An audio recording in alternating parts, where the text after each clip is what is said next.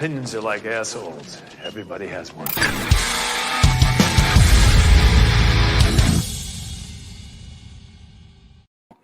All right. Are we live? Are we live? We look like we're live. Checking out the YouTube page. Oh, sorry. Yeah, YouTube. Checking out YouTube right now. And we look like we're live. Can you guys hear me? Yep. I can hear you. Cool. Let me check out Facebook real quick because we are live on Facebook as well, ladies and gentlemen. Hell yeah. It's been a while. How long has it been now? It's been like fucking month and a half. Ooh. Okay, perfect. Like Perfect. everyone probably thinks we're fucking dead or something. I know. Worrying everybody. It's okay, guys. We're here. And now we can get comments on here from Facebook, which we couldn't do before. So first comment. Lonnie, Lonnie just commented. Yep, there you go. Dude. What's going on, bro? Welcome to another episode of Assholes with Opinions. Got me some melon cart. Cheers. Got some fucking really good water, H2O, because it's good for you. It's healthy for you. Water too. Yeah, water. There you go, guys. Yeah, thanks for being here, Lonnie. We got a Flet's House of Horror. Hi, James, Trevor, Dallas. Hope your evening is going good. It's going good, man. Hope you looking. I was talking, looking at Lonnie's comment, and I started saying you looking good. Thanks, Lonnie. But I hope you're doing good as well, and everything. Oh, Gunnar Merrick, what's up, man?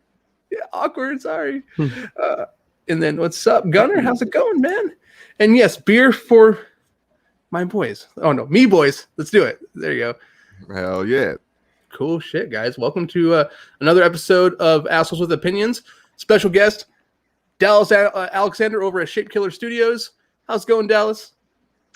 Good. I think this is my third time on the show. Am I the one who's been on here the most as a guest so far? Yeah. I think you have. Ain't nothing wrong with that. Yeah, I think you have. Three timers club. We'll go with the SNL rules right now. So there you go. There's a little lag on your end, my man.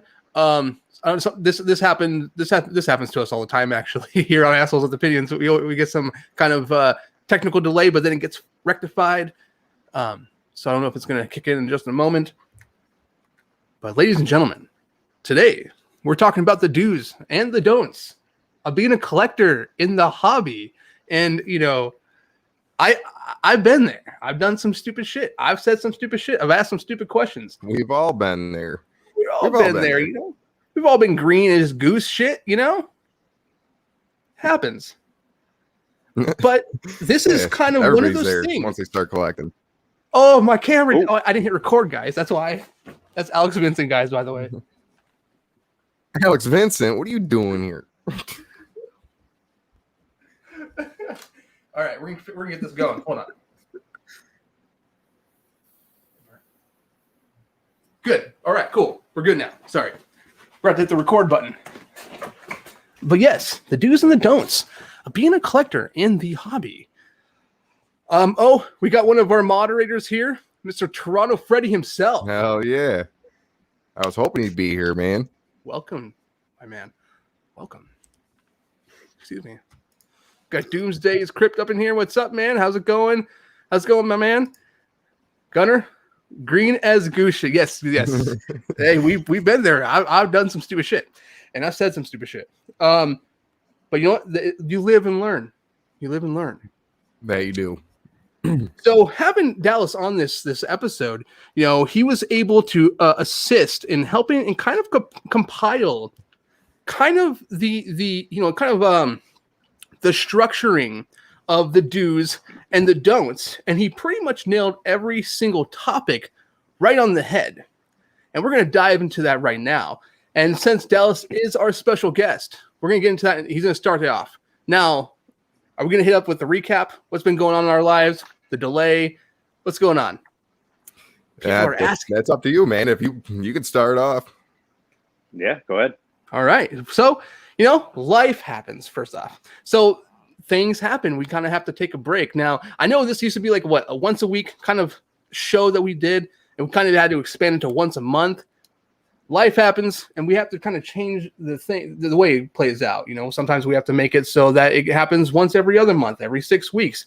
When we know more, you'll know more.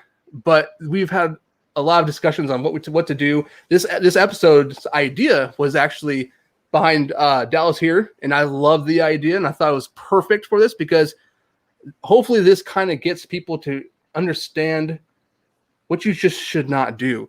But other than that, the recap. Life's been good. I'm finishing up pre-production of My Special Boy, so we can jump in November. I just announced it for the first time ever, by the way, just now. November to start shooting and wrap the film up. So that's cool stuff right there. Got done watching Jason Rising a week ago or so by James Sweet. Loved it. It's a Friday the 13th fan film, so shout out to them over at Red Crow Films, I believe they're called. And James, you guys did awesome. In regards to collecting, not much has changed. The Halloween Kills mask just released from Trick or Treat Studios. I jumped on the wagon, bought one, tried it. It's hard. Dude, I sent these guys over a picture when I painted it up, and I had to rip all the paint off, and it was peeling. It was just, it was a mess. But other than that, you know, you live and learn. You try new things, and you figure it out. And there's lots of things that I still need to learn with it, but I love doing it. I'm going to keep doing it. Collecting-wise, I'm kind of getting into this new kind of collecting here, where I am buying these Fangoria mags, getting these framed for them. They have these at Michael's. And I started reading this last night and framing them last night. I got this one, and I got this one. That shit's sick, man. So this is gonna be like thanks. It's gonna be like a new collecting thing. They're becoming harder to find. You know, they're these prints are from 88, 89. The shape, the quality was great. I have no issues with them, and I want to preserve them as long as I can because in my eyes they're kind of like little grail pieces for what they are. So I got the new Fangoria coming out with Michael Myers from H Kills on the cover, and then Total Film Magazine. I'll get that issue here in the next week. So that's me. All right. Yeah. I've had just past few days along, but I mean the past month's been kind of fucking rough, but I'm doing all right. Ish. Hard on the fucking ish, but I'm all good. You're here though. I'm here. I am here. I'm here. Then there's told you guys about my lunch with Mr. Malpagano and Jimmy Falco and Rob Shoemaker. That was pretty fun. It was good shit. Good times. So I hear. Yeah. So yeah. Right. That's right. That's great, dude. That's great. It's good shit, but all right. Besides that, like with like collecting wise, I haven't collected shit. Everything's just stale at the moment. It saves money in the end. Not buying shit, make sure you have money. Yeah, that too. Yeah. Cool, man. Yeah, for sure. I've been busy. Another thing I guess we could add to the list presumptively is that, boy, we're really busy with Halloween season right now. And that, I'm trying to get, full time going, just cranking out the customer orders. James has got the same thing going on. That's why we can't come on here, and do this kind of stuff too often. Because this is our peak season, like coming up. Yeah. So we're really talking about like, this is my first, I would call like legitimate Halloween as a studio where I have like active orders come in for stuff that people want to have on Halloween. So it's a lot of pressure that I'm putting on myself, so yeah. Things like this and a lot of the other photography that I do are going to take a back seat while I get ready to get everything out to the customers. Collecting wise, I've been on the Kills bandwagon. I've got some of them back here, actually. I just finished a rehaul today. That was a kind of a bitch. This whole process was a bitch. Like most of you guys have seen that I literally ripped one in half. I was so angry at it. The detail was like, it was just like, it was the first one that I did, and it was the worst of the first 5 that I bought. So I was like, let me do this one first. We'll see how it goes, because it didn't have a whole lot of detail, and I haven't done an H40 or dry brushed in forever like that, because normally I do H1, H2, H4. I've been doing some resurrections and stuff, but dry brushing still kind of escapes me, and it's something I still have to force myself to learn. And I was like, like I was looking at everything, I was talking, people were offering advice and stuff. I was like, fuck it, I'm just going to go through, I'm just going to get this other copy, and I'm just going to do it. And I hate it, but I'm just going to fucking plow through it and just get it done. And it's not bad. I had to use reclaimed hair that I had combed out of a bag and stuff, and like comb and hackle it together to be able to get it back on the mask. So it's kind of thin, but this one's for me. So as long as it like looks fine, I don't give a shit. Now to give you a heads up, Dallas, you are lagging a bit. Your voice sounds great, but your videos it's kind of scrambling. But we do see your mask, so we did see it, but not as well as we should have because of it. But we did see your mask, and it looks good, guy. Thanks. Good shit. Yeah, and Dallas kind of hit that on the head as well. It's Halloween season, but also Dallas, you recently went to a con, got to meet some cool people. Yeah, I did. We finally got to execute our plan of doing that Rob Zombie team up. Order 66. I'm still kind of recovering from the whole event, because there was a lot to do, in that 3-day time period, and then getting all the 10 masks done for that. Because there was 5 of the Rob Zombies, 5 of my own, so it's just a lot of work to do. But yeah, I got to meet the cast. I got James the signature mask, one of his masks that he got done. So that one's really good. Got to get a picture with Tyler. That was pretty cool. Yeah, it's awesome. Jealous. Nice. This is the signature mask, everyone, that Dallas was able to get me connected with. I sent him out a personal copy, and you got Tyler up here, or right there. The camera's all weird. Yep. And then Scout over here. Christina Klebe there. Gnarly. Malcolm McDowell there. And Danielle Harris right there. Hell yeah. You know what's crazy? Like in that light sorry. I was just saying that light that you're using right there, it literally looks exactly like it would come straight from the movie. That's badass. It is badass. Yeah, Malcolm McDowell seemed very surprised. Like, of all the people that I met at the con from the movie, he just seemed like continuously flabbergasted that people are fans of this the way they are. Like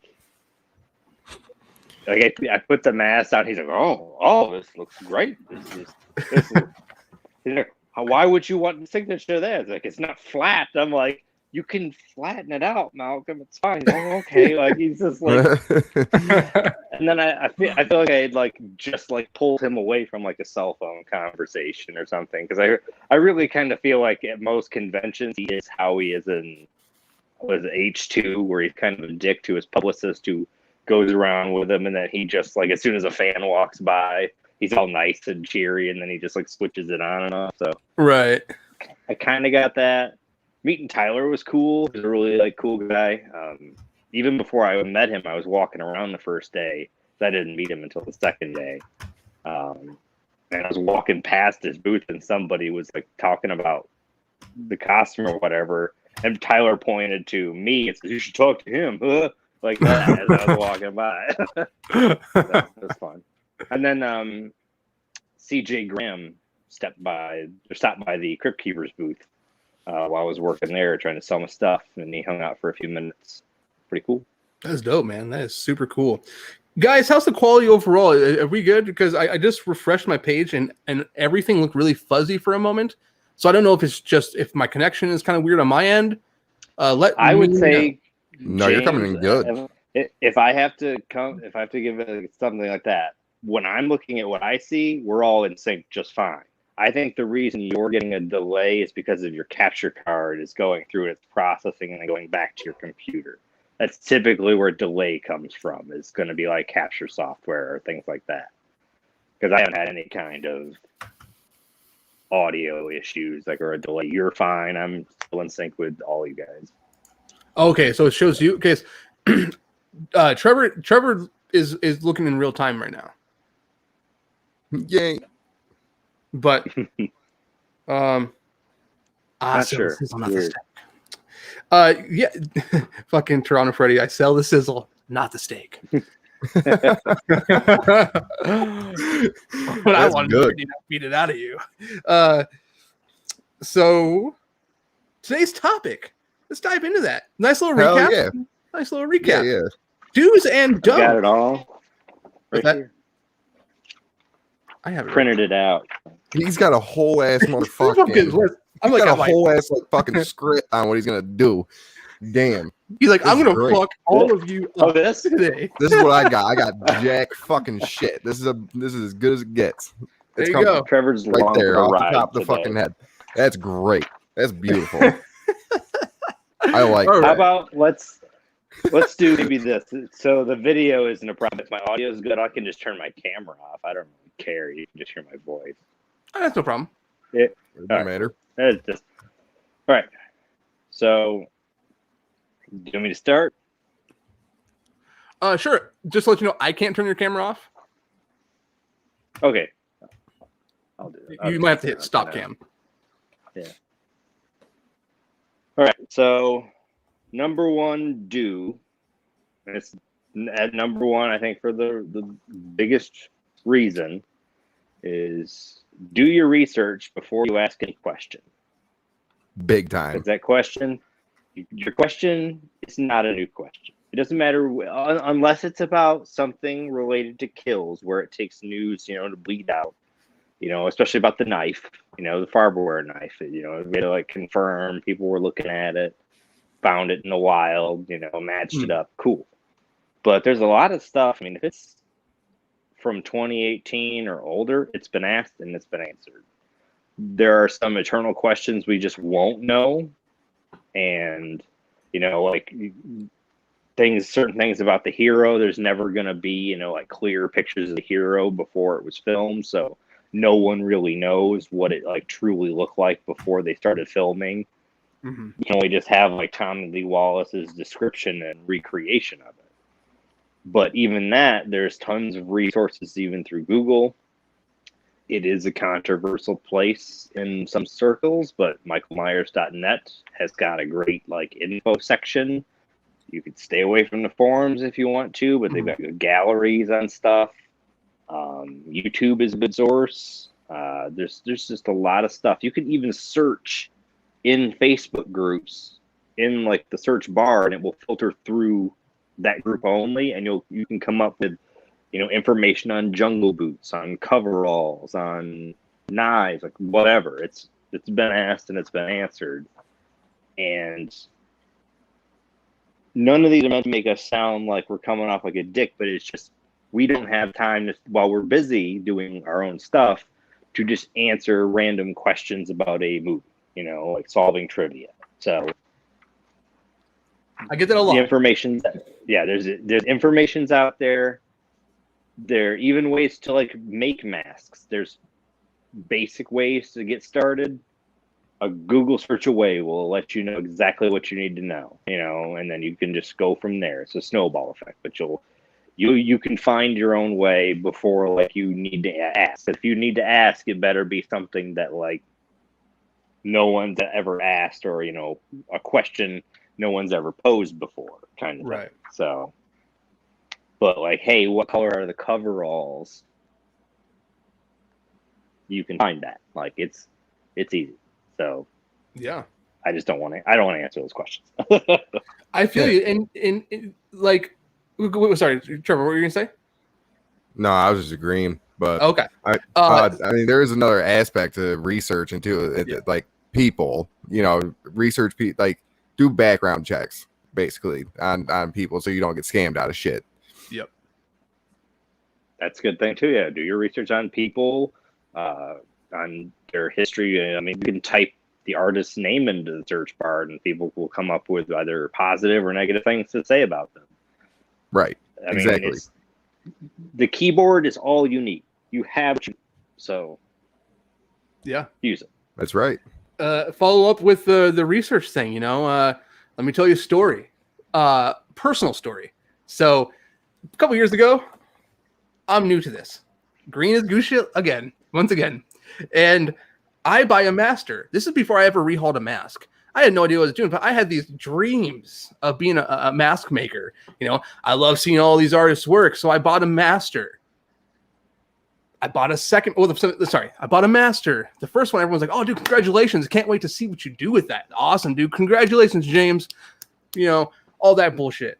And well, it's not bullshit. Thank you guys for everyone who said that. But just want to make that clear. Sorry, but I got a second master. Right? You guys.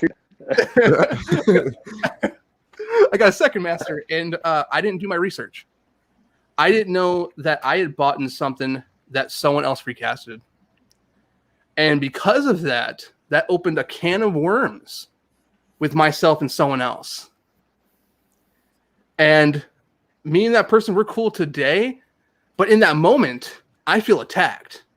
And I'm new. And I don't know what's going on. I don't know the hobby. I don't know people. I just hear things. And I didn't do my research to make sure that I didn't buy something that someone essentially stole from someone else.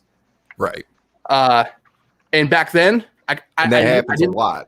It does. It does happen quite a bit, and not even just recasting. That happens with a lot of pieces. They're like using photos of stuff that's not yours and trying to scam right. out of things like that. Like people do that a lot, where like they'll use like photos of somebody else's copy to sell a mask, or they won't even have a mask to sell. They'll just post some JC thing up for sale. They don't even have it.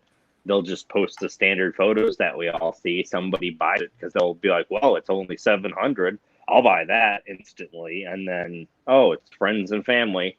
See ya. Like, just lost your money. Like, yeah. And you know what? That just happened recently where someone was I'm trying to find the post because I was going to call that, you know, I'm not big on that, but when you're a scammer, when you're doing that shit, you need to be known as what you are. I can't find the post now. I don't remember his name. Type the word scammer into the bar. Corey Thompson. Corey Thompson. Hell yeah. Now we're shooting fucking names. This is getting good. Hell yeah. Fuck yeah. All right. Get into it. Trevor's in it. He's hell yeah.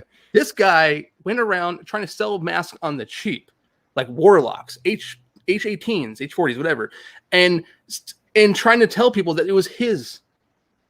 And he was taking pictures from other people and fucking scamming them.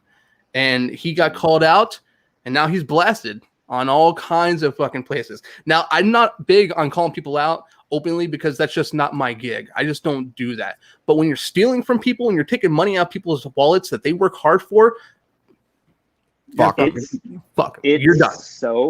It's so fucking easy to get canceled. Especially in what we do. Oh my god. You have to fucking watch yourself. You have to. I do like I can be brash sometimes, but I'm not going to I'm not going to start shit. I'll finish it. That's why I stopped away from fucking participating. It's a lot less stress. I got enough bullshit. I got real life fucking problems going on. I got real life shit. I don't need internet bullshit on top of that. Yeah, shit on top of shit. You know, it's just. I'm slowly getting back into it. You know, I'm slowly getting back into it, but you know, yeah, it is an intense environment for sure, and it doesn't fucking have to be. And I don't get it. I just don't get it. But the only times it gets intense, though, for sure, is when somebody's getting called out on scamming. Somebody gets scammed. That's when the shit hits the fucking fan. That's when the best shit happens. Not the best shit, but that's when the ass whooping on the internet's the fucking best. That's when Trevor gets his popcorn. Oh yeah. Yeah. Just watching motherfuckers tear each other's heads off. I love it. Love it. I'm just sitting there just like, it ain't happened to me. Yeah. You exactly. Did it yourself, homeboy. Well, now you guys all know that guy's a scammer, so don't fuck with him ever. And that's what you don't welcome. do to fucking people. You don't do that. That's a don't. Yeah. I think like I said before, I don't call people out by name. It's it's a respect thing. With the story I just told you about the master thing and how I felt like a little attacked. Me and that person, we're cool now. We're chill. So I won't name drop people, even the person who recasted it, even though I don't know that person. But I think a big part of the hobby is respect. I that's how I look at it. Like, don't disrespect me, and I won't disrespect you. Show me respect, I show you respect, and we're cool, And I go on about my business, you go on about yours, and there you go. That guy, Corey Thompson, who's stealing from people, I don't respect you, I don't like you, I don't know you, and I don't want it. Shit, I didn't even see what fucking happened. I don't fucking like you. There you go. Fuck him. There you go. Trevor knows her. I don't like him. You don't like him? I don't like him. Fuck him. Yeah, that was my little story, and then kind of just traveled into something else. But right, that's how it goes. Do we all have that general number one, or do we all have our own number one? That's a general number one, I think. I looked at yours and was kind of like, dude, this is kind of like ballpark. You're just swinging for the fences and you're hitting them all. It's a lot of things I've thought about. Trust me. Yeah. As I've scrolled through Facebook, a lot of gears have turned about like a list being like, you know what, it'd be really good to like let people know. Absolutely. And guys, girls, whoever is in here, if you're watching this from the YouTube channel, hit that thumbs up. That actually helps get the video in the algorithm. And, I don't know all the technicalities of how that works, but apparently I hear that's what happens. So if you want to hit that thumbs up, thank you. Shit, you can even hit thumbs down and we'll still be fucking relevant. That's true. You can hit thumbs down and that's going to, give us some love. Problem. So I'll take anything. Fucking let's do it. But number 2 on your list, Dallas. Yeah, number 2 is do share your work and photos on social media, but try not to overdo it. There's been a lot of instances where I left every single Scream group out there because I was tired of seeing one person posting one photo in one post over and over, just slightly different angles, just nothing really different, over and over and over, and it was just filling everything. Right. Like if you're gonna do something like that, like put all your pictures in one fucking post, just one. It just took over my personal feed, and I was like, "Fuck this!" That's annoying. Cannot stand it. So it's like, don't. You can be proud of your stuff, but know like when like okay, like if I have 10 photos and they're all essentially the same photo, pick one, pick the best one. No one wants to see 10 angles of the same pose from like just like slightly different camera angles, and it doesn't really make a difference. Like you can, if you're doing like a new project, whatever, cool. But like the same stuff that we all see, because it's not like there's different people in every group. It's the same people in every group. So I see the same posts from mm.net that people post in, like all the other 30,000 groups that are out there. So it's just like, we all see it. I try not to post too much. I know people eventually see it. I post usually to only like 2 groups on average, just because there's some people that are clearly not in the michaelmyers.net large group, that wouldn't see it if I didn't post it in the others. So that's why I posted in the other.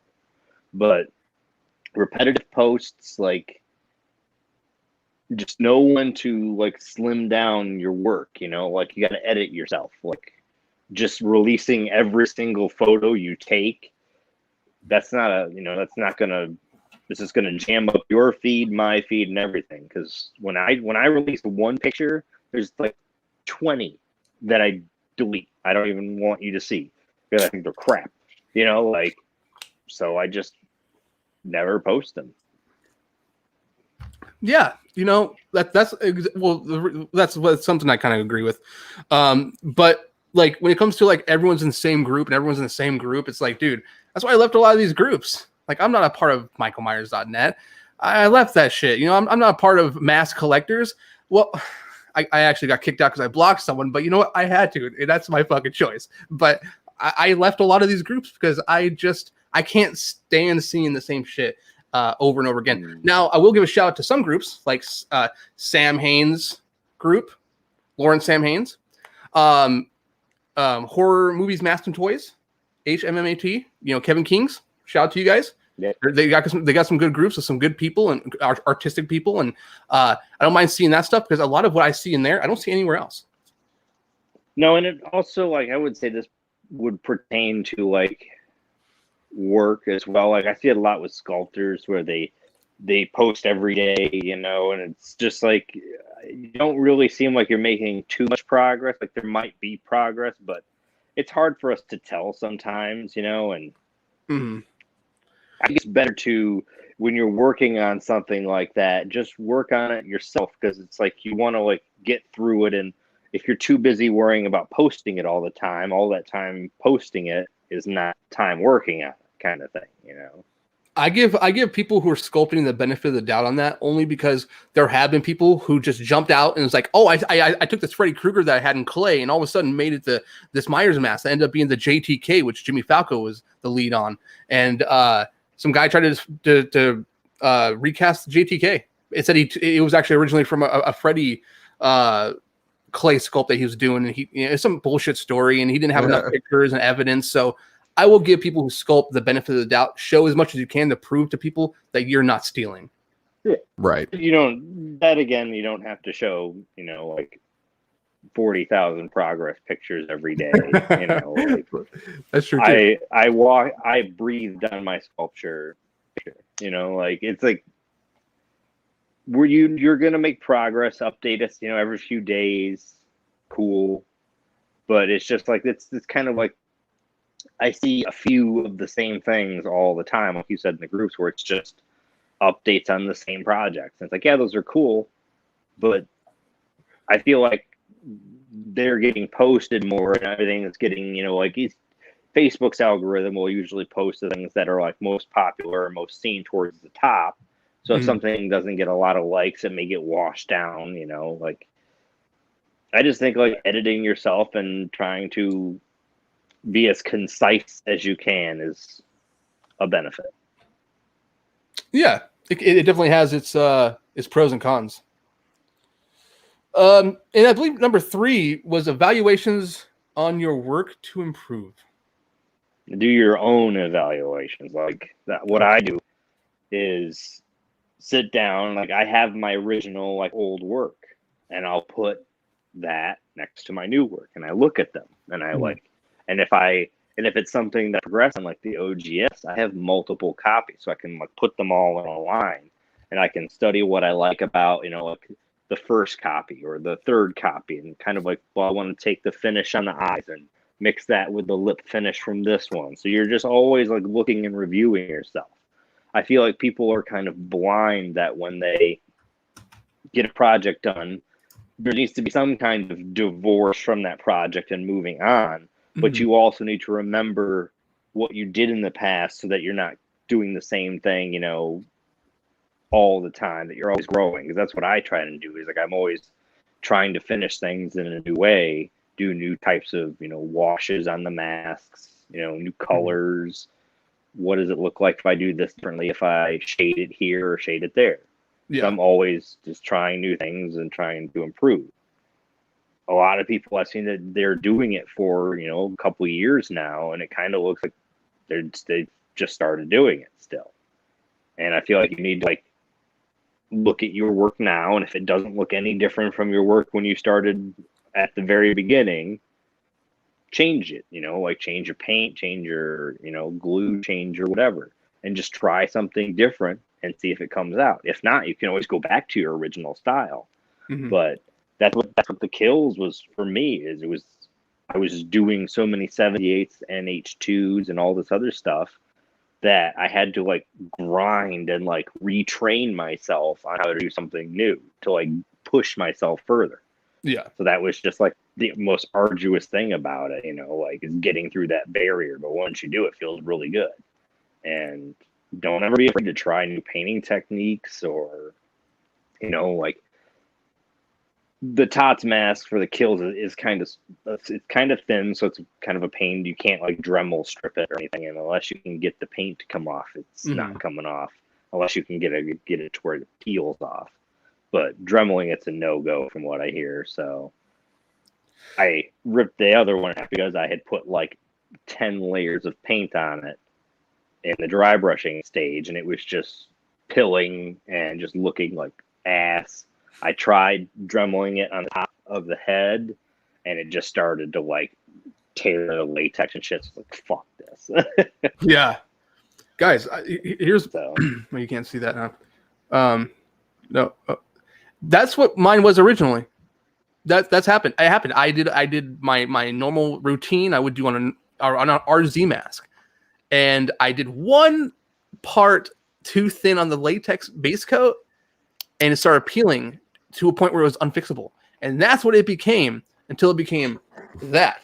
And it happens. I stood there for a solid hour, peeling and peeling and peeling, lacquer thinner off. You know, it was horrendous. It was a pain in the ass.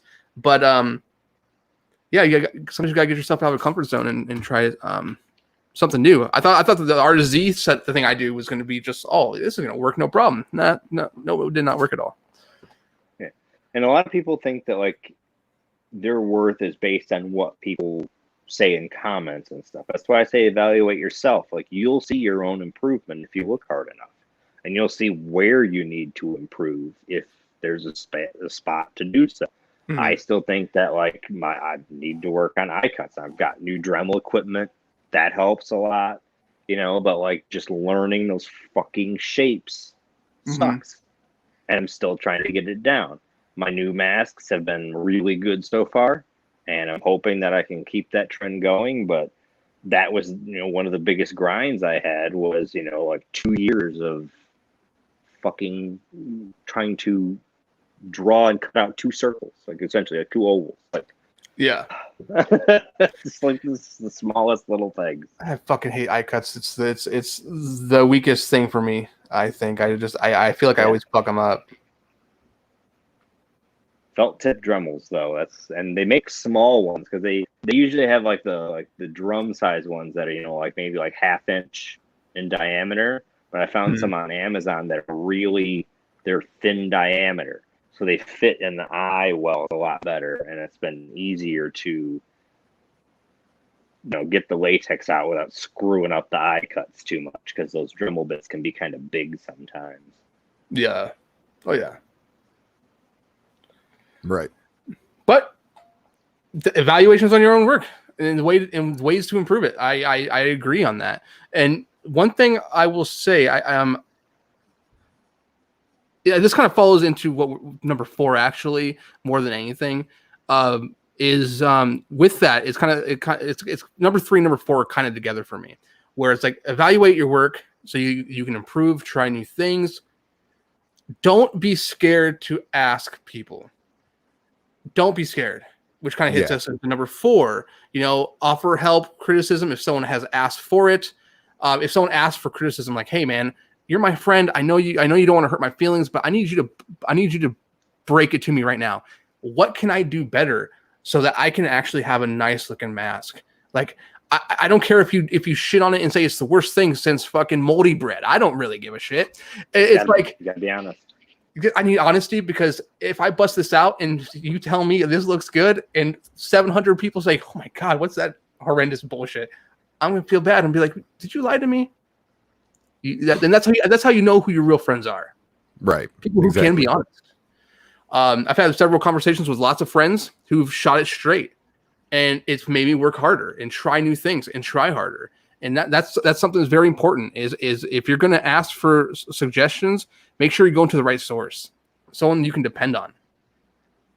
Someone who has a reputation and who regularly sells stuff in the community, who obviously, like, those are the people that want to buy stuff from this person, so they must be doing something right.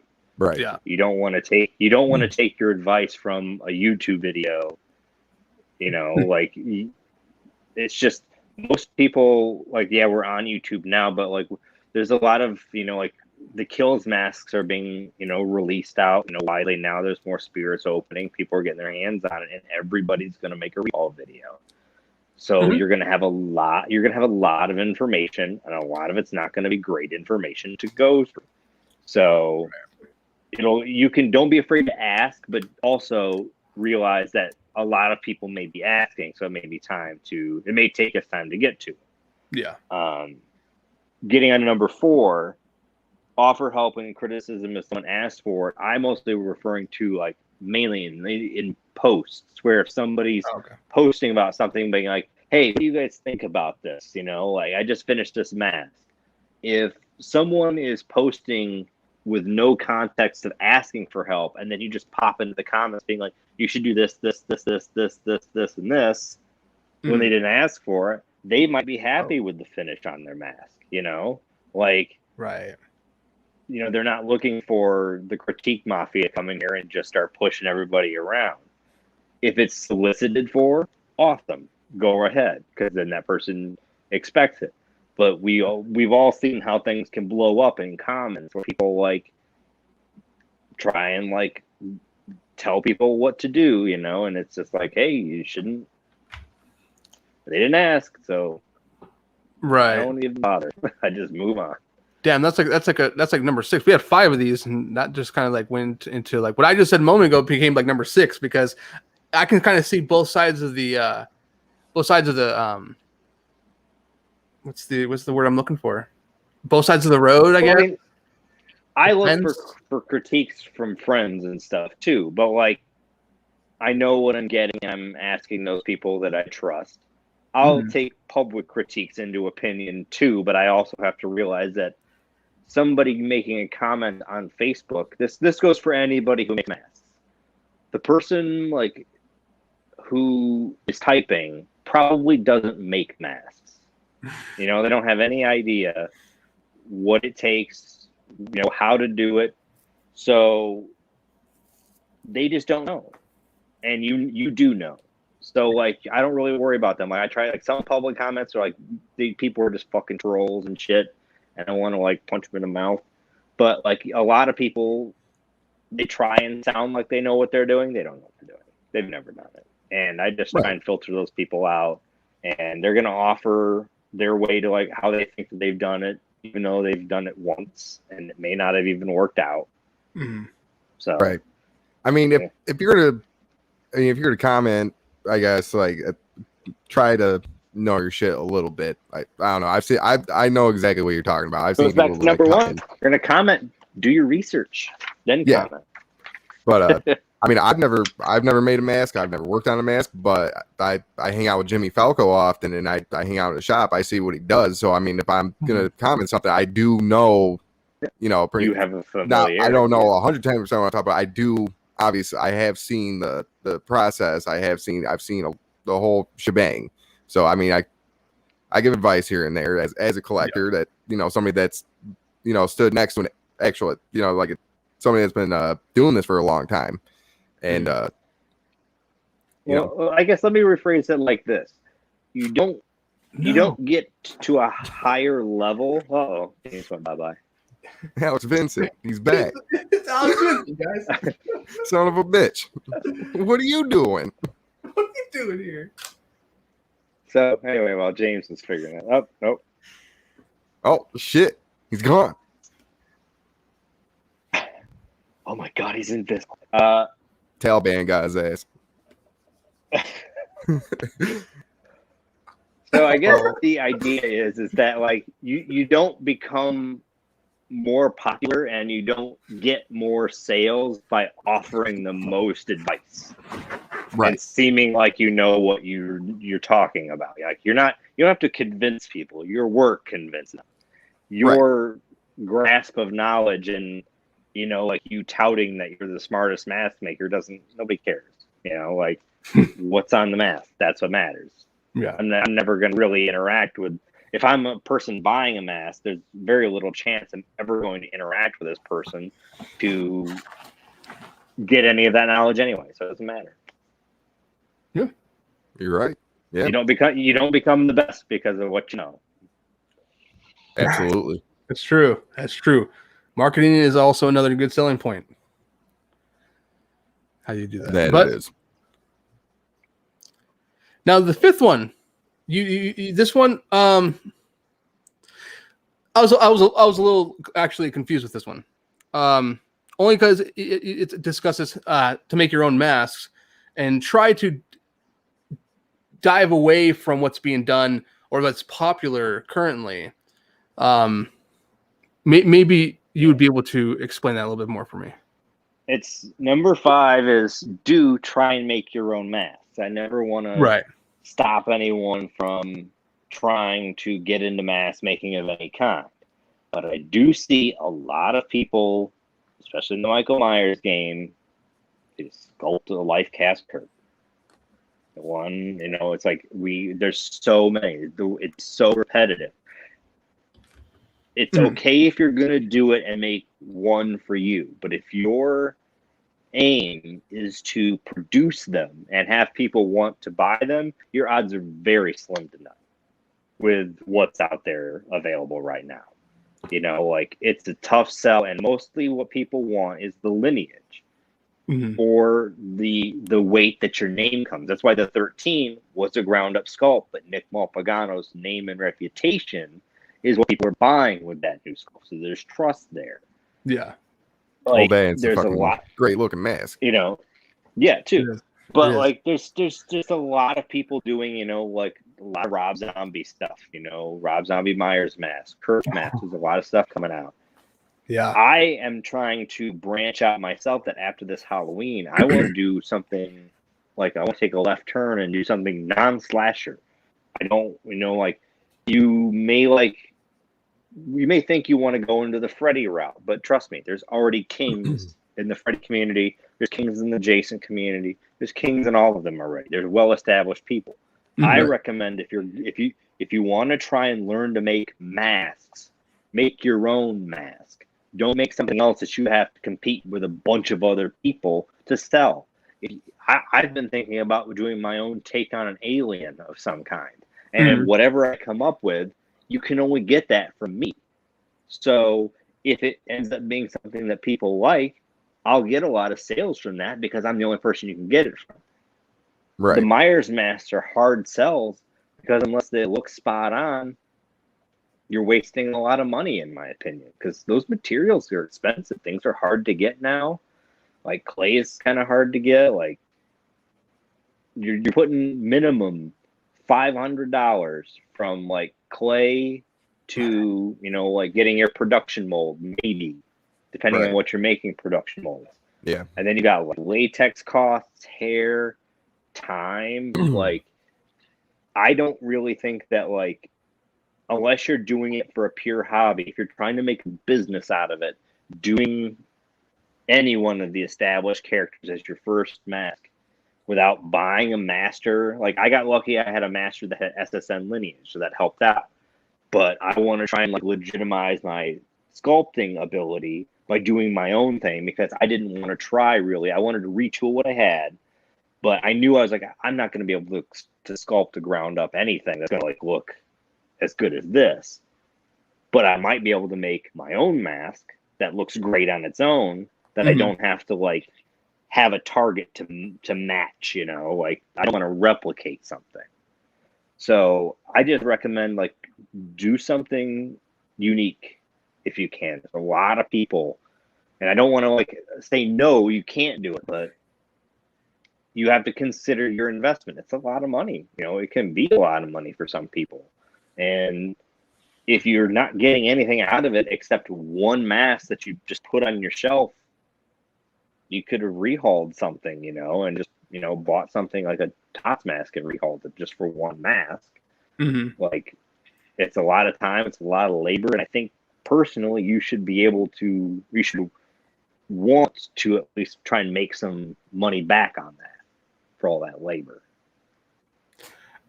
I essentially, to me, it kind of sounds like what you're saying is there's just so many, it's the game is so flooded with so many iterations of Freddy sculpts and Jason sculpts and Myers sculpts that trying to tackle that sculpt it's not going to make you any. Did my fucking thing? Is my video on? Yeah, you're good. Okay. Essentially, it sounds like what you're saying is there's so many that you can get lost in the wild.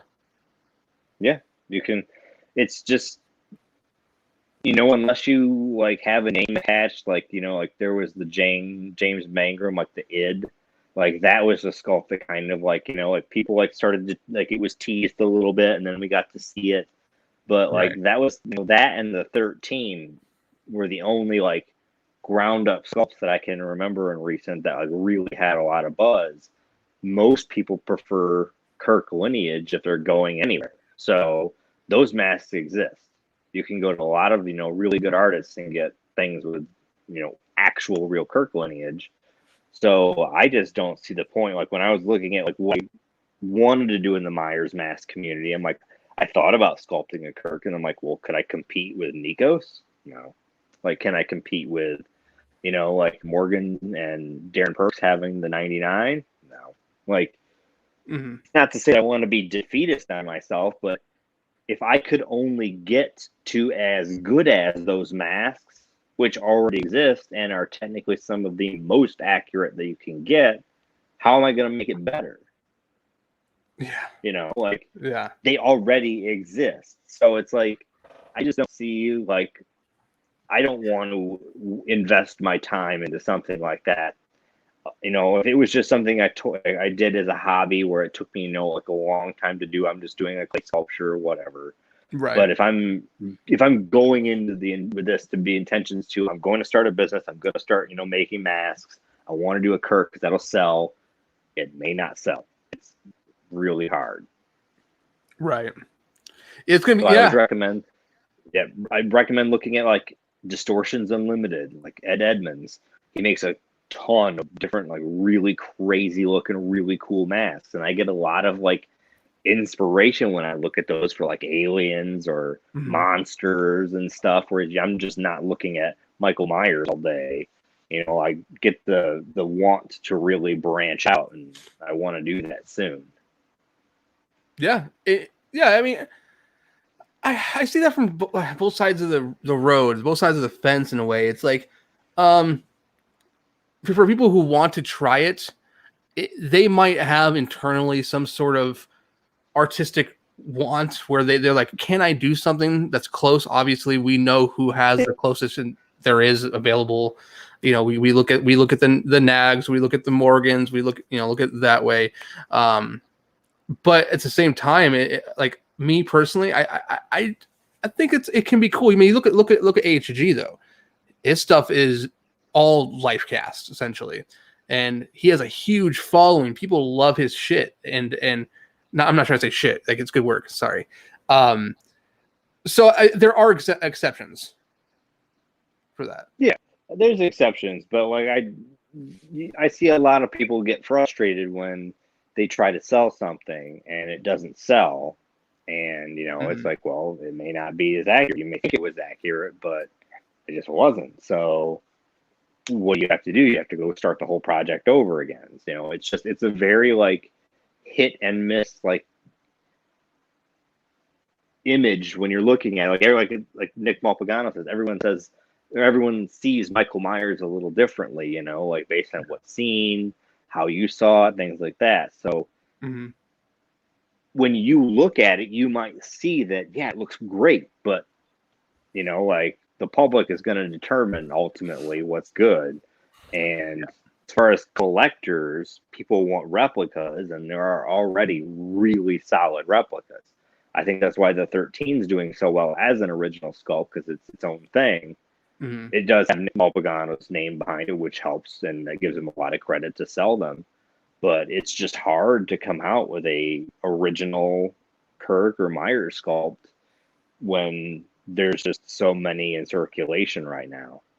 Right. You have to either be able to really make that finish shine, or you may be wasting a lot of money. And I just hate to see people do that when like they have to shelve projects, or they spent like $500 or more on all this stuff, and you really can't do anything with it. Yeah, no, I feel you on that. Yeah, I have nothing wrong with trying to do it, but just know that it's not cheap. Don't expect to sell it. I guess is what I'm trying to say. You know, don't expect people to want, you know, like you may seem like you've done a lot of hard work, but don't go in with the assumption that like, well, I'm going to get, you know, a bunch of orders right away, because that's not what's going to happen. So.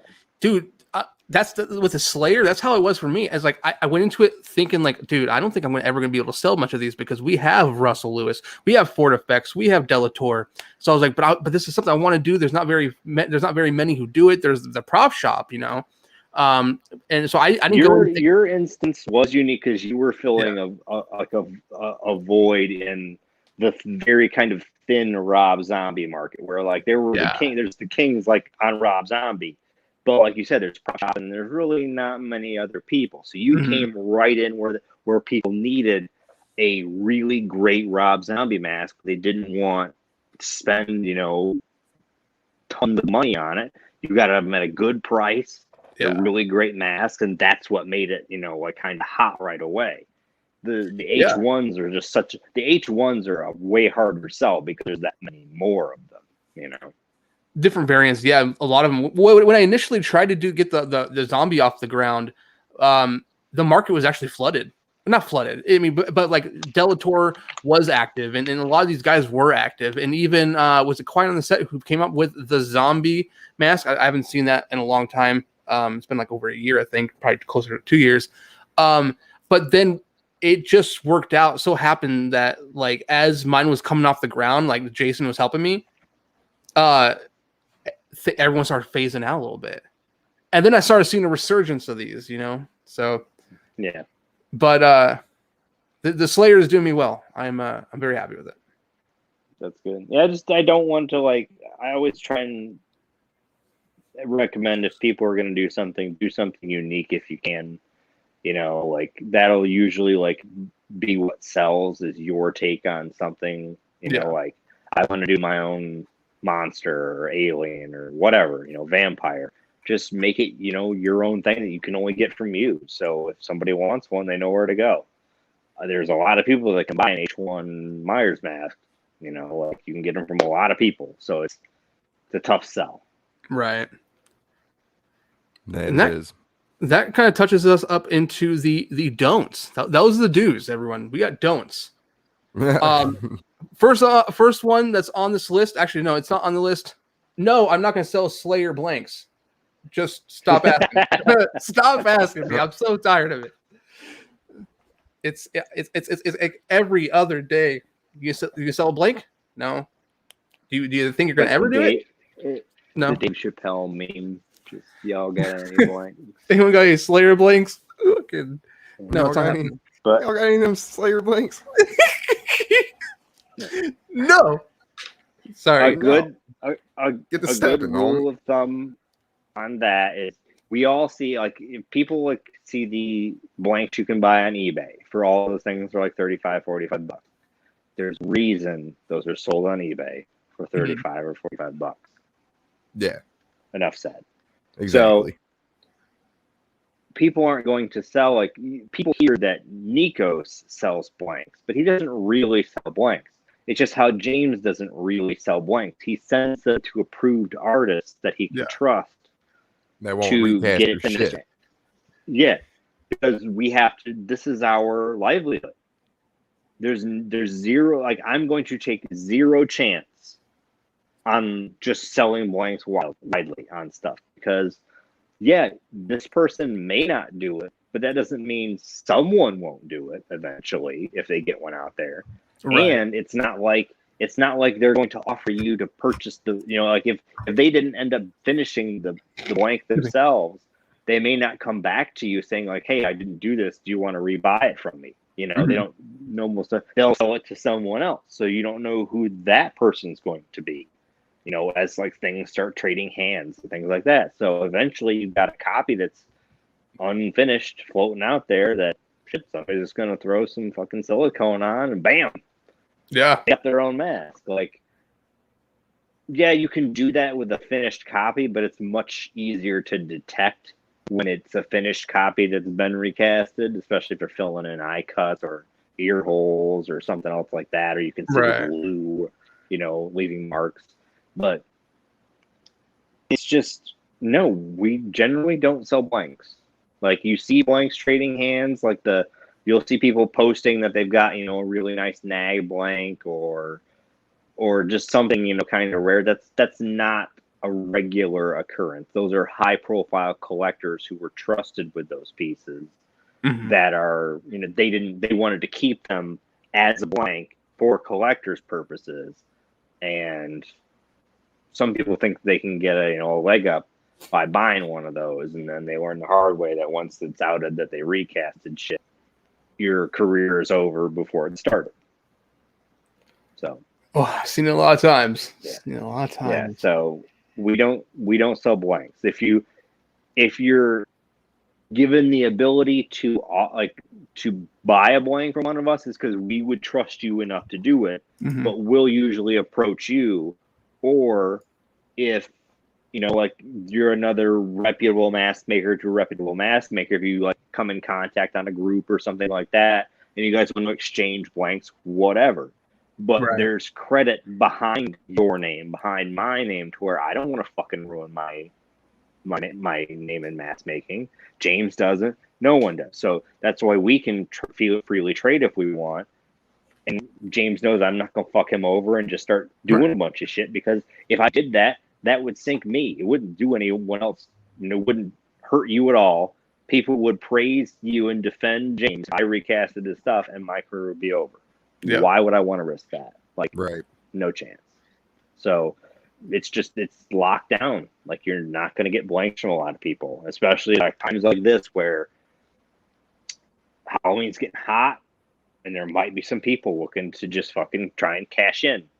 And dupe some people who don't necessarily know on eBay that this might be a recast. Whoops, Yeah. So, only 2 people have gotten a blank from me, Slayer wise, and there won't be very many more than that number. Maybe a few more than that number, but that's about it. You got to keep track of them, Yeah. And that's why I know, if I've ever sent a blank off to somebody, I write it down, and I know, that was a blank that went here. And when I send one out, I usually write my name on it, and I put plastic dip over it so you can't really erase it. So there's at least I know that I have a record of where it went, so that there's at least a few copies out there. So if I start finding them popping up randomly somewhere, I know where they came from. Yeah, no, exactly. I mean, I trust Dallas enough. I sent him 3 masters at once. Yeah, it's trust, man. You got to make sure you surround yourselves with people. That should have been in the dues. Surround yourself with good people. People you can trust. But Exactly. So I guess first official number 1 don't is I said don't assume you know the full story on anything. Yes. So if someone's posting something, again, do your research, but don't come at it like you're the end all be all of this information, because usually you'll get schooled real fast. Yeah. If people clearly don't know the situation, trust me, people will fucking fill you in on the situation. Real quick. So I just, if people have a question, I try and give them my advice. I try not to present it as the only way and you should be doing it my way only, kind of thing, because I know the best way. So it kind of that comes back into solicited or unsolicited, advice on how to do masks to finish things. It's just, don't assume you know everything about how to do everything. Don't post with that era about it, I guess, because you can even read it in the way people type their messages, where they think that they're coming from a superior position because they know more. No, you don't know the whole story, and it comes through even mask knowledge into drama, into personal stuff. Don't assume you know the full story between 2 people having an issue. You probably don't. So I try and stay out of it as much as possible. Right. Yeah. I understand. I've seen too many times where a story is talked about and the wrong the wrong thoughts behind it were put out there for people, or misinformed information, or information that was trying to skew the overall vision of what this whole thing entailed. And I've seen that just too many times. So just don't go around and I'm gonna make a no, I'm not doing that. Never mind. But just I've seen it too many times. Don't do it. Don't jump into some battle that is not yours as well. Like, don't jump in and try to take sides and being like, I can't believe you did this when you don't even know the full story. There's three sides to every story. There's his or hers, whatever, and there's the real fucking thing. So don't assume shit.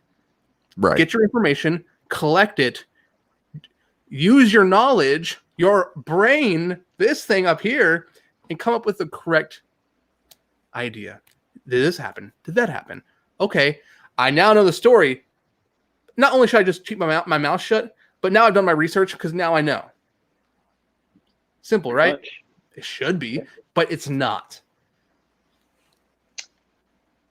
Then Absolutely right. Number two is, it hasn't happened recently, but for a while there, number two was flaring up really, really bad, and that is, don't create a new Facebook group and expect me to join it.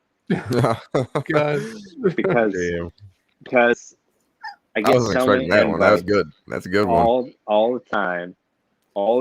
Like, it's great if you want to have a horror group, but like, if you invite me once and I decline, I don't need another invite.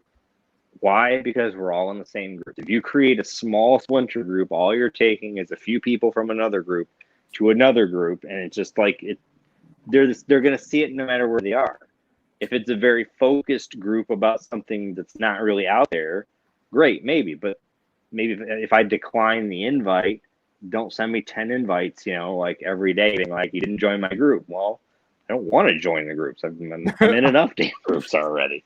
And like, most people, like, groups are hard to get going, for new stuff, like, unless it's very focused. Like, what I like about Kyle when he's got his House of Horror group is, so he created the group so that he can get a message out about his channel and stuff. Yeah.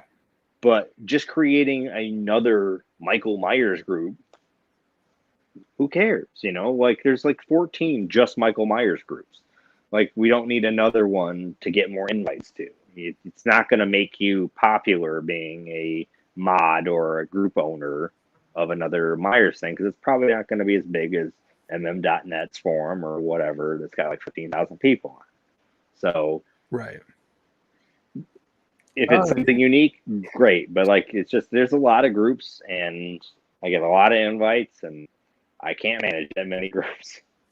I'm with you on that. Not only that, and I'll follow up with that a little bit. Don't send me an invite to your pages or your groups if I've tried to get you to join my page or my group for over a year, and I've sent you invites, and maybe a few, so maybe I'm a part of the problem here. But you are the problem. I'm part of the problem. But, I'll take it, boy. I'll take it on the chin. It's all good. But honestly, like, don't send me an invite to your group if I try to send you an invite to my group or page and you've never liked it. And it's like, don't bullshit like you didn't see the notification. I know you did. You want me to support your ass, but you don't want to support me. You read between the lines. I'm not saying like, oh, if I get an invite every couple of months, whatever. If because people do the mass thing where they'll like highlight everyone on their friends list that's not in the group and send them an invite. Yeah. But I was getting to the point I had to block people because I would decline the invite, and then 5 minutes later, another invite pops up, and I'm like, no. Decline it, and it just comes through again. I'm just like, no, I don't want to join the group. Leave me alone. Yeah. Fucking weirdo. Always inviting. And one thing, guys, I'll just say, if I have a group or a page and I invite you, I don't always try to invite everyone like over and over again. I can take a hint, trust me, after the second time. So, and it doesn't hurt my feelings. Yeah. Unless it's Trevor and Dallas. You guys hurt my feelings. You can create. But we want to hurt your feelings. Trevor and I enjoy that. Fuck your feelings, dude. The fuck, fuck are those? Fuck your feelings. Stuff that shit you can down, create your man. group, but just don't expect me to join it. Like, 'cause I probably won't. I'm busy. I have stuff to do. Fuck your feelings, ho. Yeah. And Yeah, put this shit away, Number bro. three. You're showing your feelings. number 3, really, let's say Family Guy grinds my fucking gears. Uh-oh. Grinds them so hard. It's when people just fill comments with bullshit, like heart emojis. Like it's my Michael Myers like cosplay posters putting kissy face, kissy face, kissy face, kissy face, like a bunch of times. I'm like, could you not? What do you got? Problem me Could you fucking just doing not- that? Yeah, Trevor. I'm gonna block you from a damn page. Nah, I've never done that shit. Nah. Wait. Are you It's just just like like, but people with kissing faces on your shit? people trying to kiss people you? all the it's mostly an Instagram thing. Like Okay. where like they Oh, do yeah. the I don't even have emoji Instagram. reactions, but they'll do it on like every single post, and it's just like this wall of notifications of just fucking bullshit. It's not like it's not people leaving a real comment, like a thoughtful comment. It's just them trying to get attention comments, being like flood my feed so you see me kind of thing. Right. I hate that. Just don't do that. It's annoying. Like no one likes it. I'm speaking for everybody. No one likes it. So Nope. I've not experienced it, but if I did, I probably wouldn't like it. yeah, it's just like it's pretty much like an Instagram thing for me. Like Facebook, you gotta like open the keyboard and do stuff. Instagram's got to like instant reacts where you can like go into emojis and things. It's just like it's the most uncreative way to leave a fucking comment. Like if you're gonna put an emoji in the comment, okay. But if you have some like human words in there, that would be great. Even like Right. your fucking mask sucks to me is better than a bunch of stupid emojis. Like at least I'm getting some kind of feedback that's not weird. I'm like, see faces on it. What the fuck is this about? Like, If we can follow up with that, this isn't on here, but let's follow up with that a little bit. Not only that, but if you see something you don't like and you think the mask looks ugly, whether it does look ugly, because I've seen a lot of motherfucking masks that don't look kosher, don't put a laughing emoji on it. Like, how pitiful are you as a person to laugh at someone's hard work? Like, didn't your Facebook parents should teach just you if you have fucking- nothing nice to say, don't fucking say it at all? Facebook should just get rid of the fucking laugh emoji, or they make you so you can like when I'm posting something, I have the option to disable that reaction or like specific reactions because people are just fucking trolls. It's like the worst button on earth. Mm-hmm. On earth, you ask 10 people about their interactions with Facebook and social media, and if you ask 10 of those people, do you want the laugh reaction to go away? I'm sure all 10 of them will be like, yeah, fuck the laugh reaction. Like, because it's almost never annoying. used in the context of something funny. It's like very rare that like you're laughing like to legitimately reflect your feeling of laughter on a funny post. It's mostly just people being fucking assholes.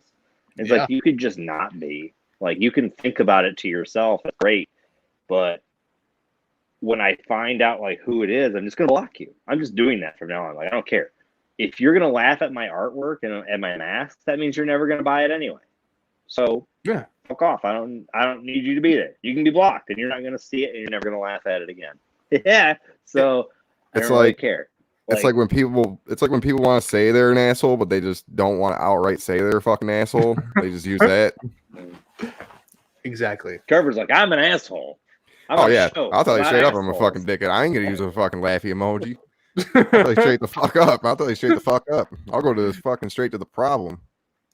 Dude, you look on the Halloween market, the Myers buy, sell, and trade groups, and you find nothing but people laughing. Big fucking joke fest. I know this isn't on the list either, but I'm gonna throw this on the list real quick. Don't. If I like your post and you're trying to sell something, don't tag me and say, "Are you interested, bro?" Yeah, interested. that shit is annoying. Bro, I'd say, interested. I'd like your stuff. Good job. Hope you sell your mask. It just means I'm acknowledging that shit. It doesn't mean I'm interested. I'm acknowledging it. That's it. You see that shit? Every fucking day. And it's Every like, you know, if fucking I day. was interested, I would message you or comment that I was interested.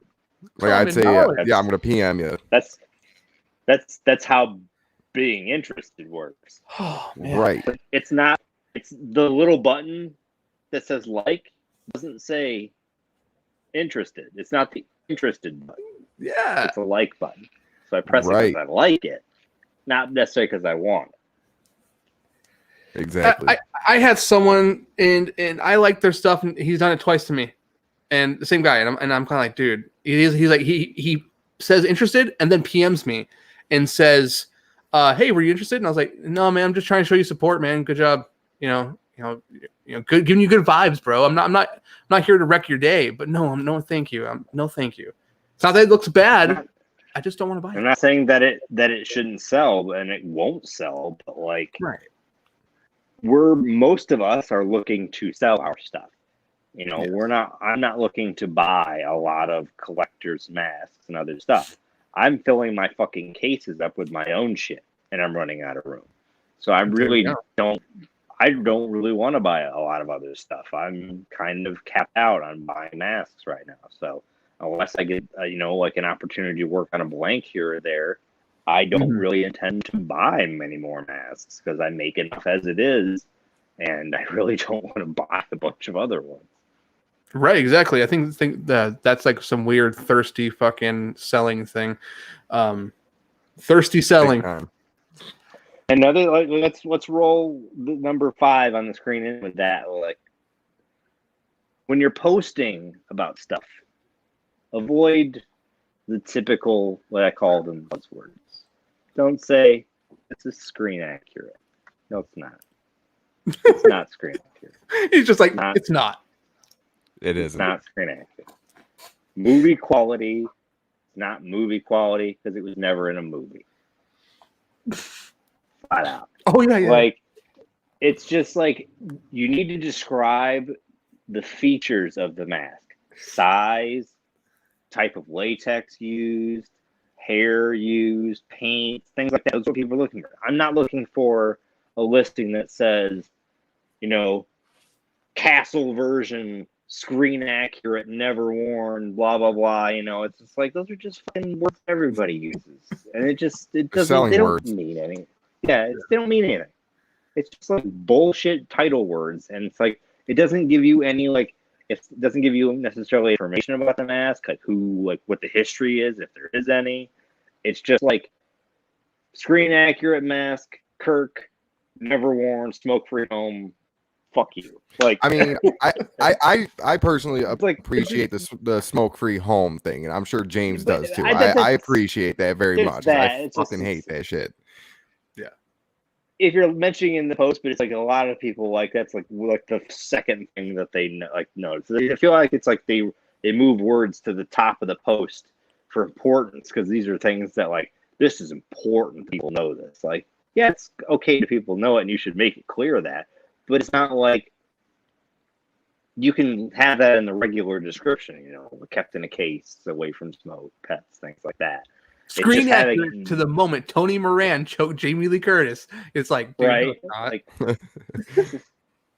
No, you don't sell masks on buzzwords. If I could sell masks on buzzwords, I'd be a fucking millionaire right now. But guess what? I'm not. So that's not how it goes. Like. You're not going to convince anyone that your work is better because you're calling it screen accurate. Because people will be like, no, that's not screen accurate. It's not even close. So yeah, true. That's why I try not to ever say that about my work, that I claim that it's screen accurate, that I claim it's anything other than my own interpretation of what this mask is. Because it's all that I can deliver. That's why I try not to... I really don't do a lot of rehauls anymore because a lot of people want a certain image or a screen accurate look, and it's just impossible to deliver that because we don't have reference for that. So it's just like it's an impossible thing, and it's just empty words in a title, to make it seem like it's better than it is. If somebody posts that, like if you get a natural reaction, being like someone's like, "Wow, that thing looks screen accurate." Great, then that's That's feedback coming at you. You know, you're not boasting that your product is screen accurate. You know, it's better to have that natural reaction to it than you coming in hot thinking you got the most, you know, screen accurate thing that there is. Like, well, really, you don't. Exactly. Yeah. Let the community, let the audience, the viewers, whatever it may be, the people from the outside looking in, let them tell you that. Yeah. But John, you have a good point. Also, if you post a horror tattoo, it better be good, or there are people that will be brutally honest. And I've seen some shit. Guilty. I don't even give a fuck. He raised his hands up quick. Oh, dude, I've gotten into some fucking scraps over being like, yo, like, I'm gonna be honest with you. Looks like shit. Just those few words. Just those few words. And sends people into a fucking spiral. Like, it's like a fucking cycle, like something. It's like it like triggers something that's been sitting there fucking dormant. Just what the fuck? What do you know? Oh, I know quite a bit. Like, what do you mean? What do you mean? What do I mean? Your tattoo looks like shit. Yeah, it looks like yeah, I see some shit. Yeah. Yeah, some fucking questionable ones. Like whose kids did you let draw on you? Oh, dude. I'd be fucking embarrassed. I would never show my face on public. Family portraits and stuff. People like the portrait of like their deceased relative, and it's just like hideous. And it's just like the worst tattoo ever. It's like don't take your risk. Like just get the photo framed and remember it that way. Yeah. You don't need your grandmother's like skewed face running across your arm. Like if you can find somebody who's got like if you can find a tattooer that has a history of being really good at doing portraits and stuff like that, or like really intricate work, guess what? That work's going to cost more than a couple $100. That's what I was about to get to. I was about to get to that. $100 for a portrait tattoo? Good luck. Like, exactly. What I say to that is what I say about mask making. Well, masks as well. Good work ain't cheap, and cheap work ain't fucking good. There you go. That's very true. And that'll roll into number 6, where if you want to get better, you gotta do your research. But number 6 is don't expect us to teach you how to make masks. Oh, I ain't got time. Yeah, I don't have time to do it. If I offer help, then I'm offering you help because I feel like I want you to do better. And I kind of hope that you would at least hear that feedback and think about it. If you don't like it, whatever. But I just block a lot of people in the past that would just be like asking step by step, like what should I sculpt? What reference should I use? What clay should I use? What tools should I use? What plaster should I use? How this one thing after another. Like, I'm not a teacher. You're not paying me hourly to do this, to be a mentor. If I give you a couple of tips, I would say take that on stride. But unless you have a deal with somebody who you're going through and you're learning from, and you guys have arranged something like that to be like a mentor kind of partnership, don't hound people all day, every day on how to do stuff. Because it's a lot sometimes. And people want to know every little thing. And we're not going to tell you like every little thing about how we do stuff. Or else you're gone again, James. Oh, shit. Alex Vincent. Inside joke, guys. Fuck, got him again. Yeah, just don't expect us to like teach you how to do it. Again, there's just plenty of information out there on how to do everything. And badgering us to like help you get started making money and doing it in my method, no. Yeah, no. Yeah, I think people need to be mindful. Tips, like exchanging things. Oh, I did this with my hair. I did that with my paint. Awesome, but like don't extrapolate that into messaging me back, 40 million messages on Instagram or Facebook to describe every minute by minute detail how plaster sets up. Right. Yeah. I don't want to do that. No, nobody does. That's that. Like, there's some friends who I talk to, like, who we talk to regularly, like Jason and I at Cast Masks, we talk a lot about masks and stuff regular. So we're always talking about methods. He's helped me a lot with the kills, and it's been appreciated. I would have worked through it regardless, probably would have sucked more, but he offered a lot of help to me, which I appreciate. I didn't expect anyone to come out of the woodwork just because I messaged them to dump all the information out. That's not how it's going to happen. You get like relationships built up where then we'll be more open and I'll talk about like our methods and stuff. But with just somebody who I've never met on Facebook before, messaged them before, heard a comment before, it's just a random person asking me, how to get started in mask making, like, go to Google. Like, I don't work at a university. I'm not a teacher. Sorry. Yeah, that's the thing is time wasting people. There's a lot of people out there who waste a lot of time. Especially like, dude, you know how many times I've gotten someone just randomly hits me up and I'm like, who the fuck are you? First off, you're not on my friends list. I don't have any prior messages from you. What are you doing here? Right. You want to know all my secrets? Listen, I will share almost anything with anyone regarding the things I do. But there's certain things I can't share because things that I've learned from other people who say, hey, don't share that. If they say don't share it, I won't share that. But if there's anything that I came across that I learned, I'll share it. No problem. I have no problem helping elevate other people. But don't waste my time.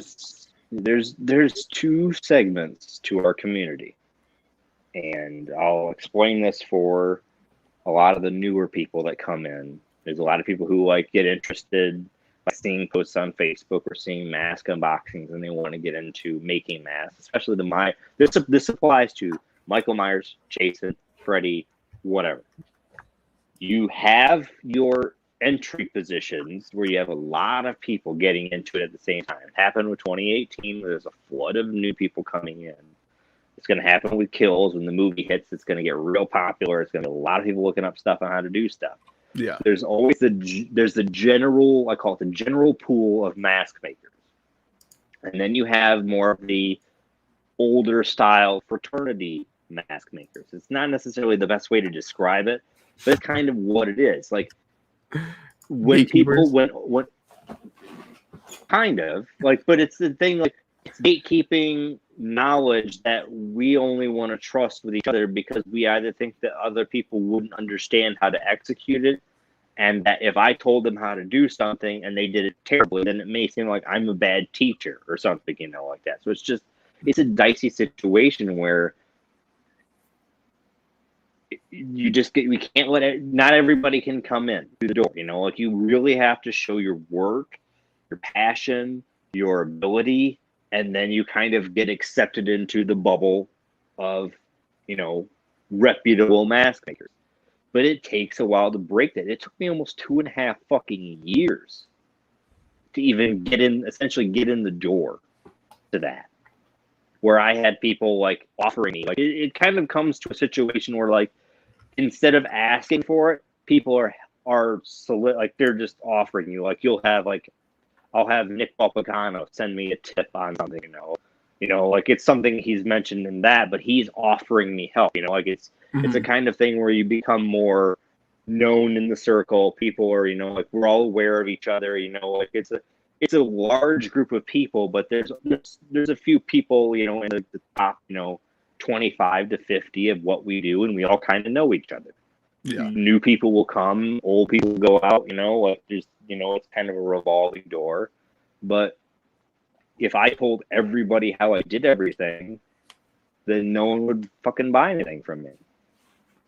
They buy it from someone else who, because that information is going to be, if everyone knew the same method, then it becomes a battle to do it the cheapest, because that method's out there. It's like the Tommy Wallace Myers method, where when that video came out, that became the hot button thing that everybody wanted to take, $10 worth of spray paint and sell it for $300.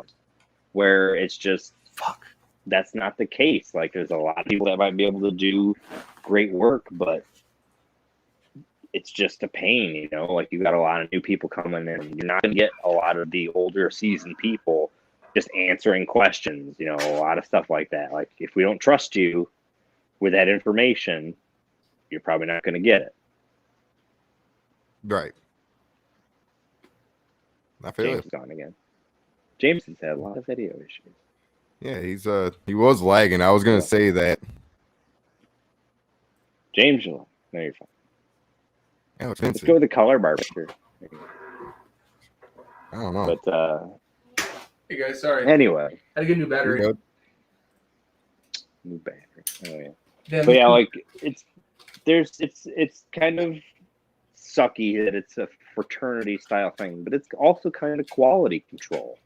Like we all see, you know, like the really bad stuff that gets on eBay and things like that nobody would want to buy for the money that they're asking for.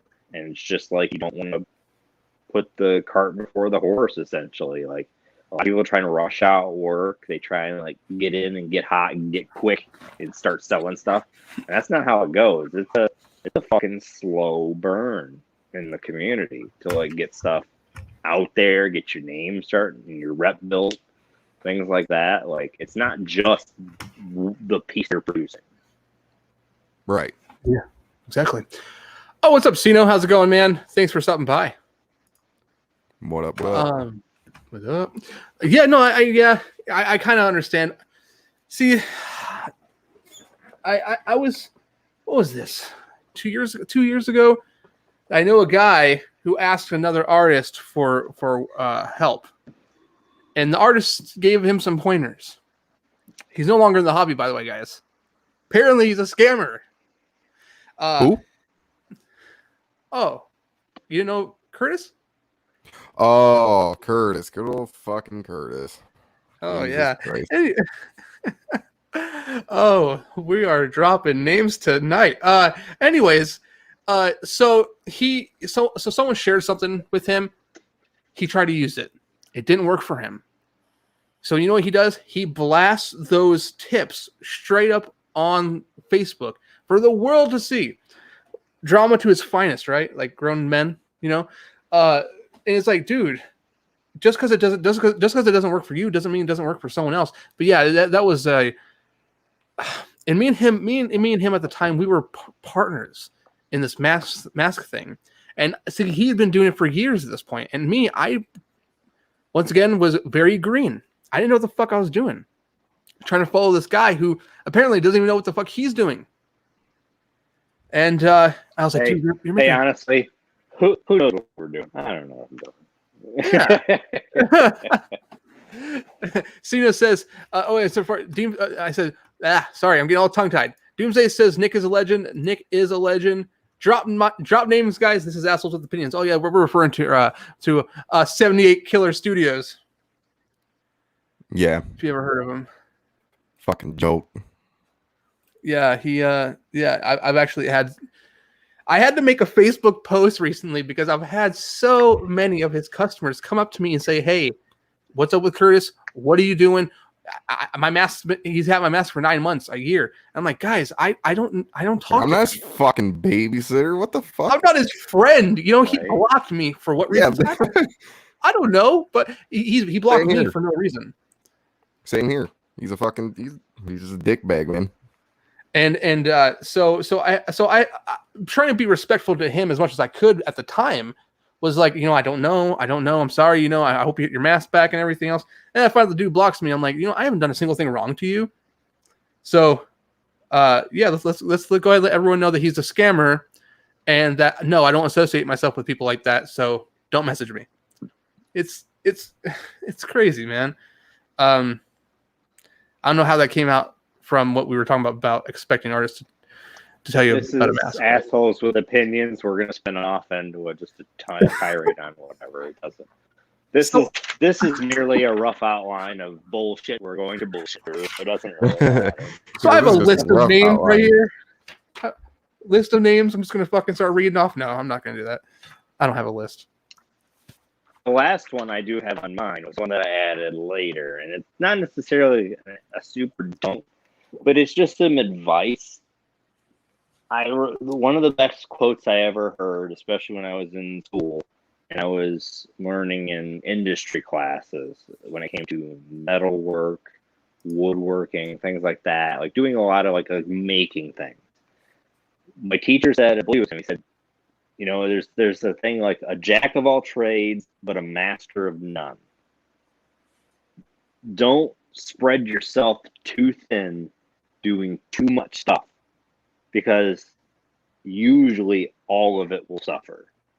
I see a lot of people out trying to do, like, they'll have like full-time jobs outside of masks or whatever. They'll try and do masks. They'll try and do, like, you know, tons of cosplay, tons of YouTube. There's just a lot of media. They're trying to create just so much stuff. And it's difficult to do that. And I feel like a lot of people don't realize that, like, the better mask makers, like the top of the field, like Nick Malpagano makes some videos here and there, but they're not usually terribly long unless he's making something like the 13 documentary or something very like deliberate. So, like, if you want to be a mask maker, make that your focus. Don't focus on YouTube as much. Do YouTube a little bit, but do it related to projects about your mask making, showing off your molds or showing off your sculpt. So it's still a YouTube video, but don't make something just self-contained, you know, like skit or something using the mask for YouTube that only like 40 people are going to see. Like, it's just, because I used to try and do like that. I wanted to do YouTube and try and, like, you know, like make money off of it. It's almost impossible. And it's hard to give everything your fullest attention. What was it? Don't half-ass two things, whole-ass one thing. I can't remember where that's from. But, like, it's right. Just, I wanted to be a mask maker, and I also went to film school. And I realized, well, I'm not going to probably be making, you know, a lot of big fan films. I'm not going to be producing a lot of stuff. I'll make little short videos using the skills that I have from film school, but I'm going to relate all of those skills to mask making primarily. It's going to focus around the masks that I make, highlighting them, things like that, you know, trying to sell them, not necessarily just trying to make, you know, random stuff too much. Right. Like, everything for me needs to be like going towards the product and trying to sell it. That's what I want to do. So everything ends up coming down to the masks. If you want to do YouTube, then go full in on YouTube. But you gotta dedicate yourself to that. And if you want to do YouTube and make money, you have to do, you know, very regular content. It has to hit, you know, certain parameters. It has to be, you know, like 10 minutes long. It's like their sweet spot, you know, for like ads, things like that. You have to have so many hours watched. There's just like so many things you have to like check off on their boxes before you can even get started, that you need to, if you want to do YouTube, that's what you got to focus on.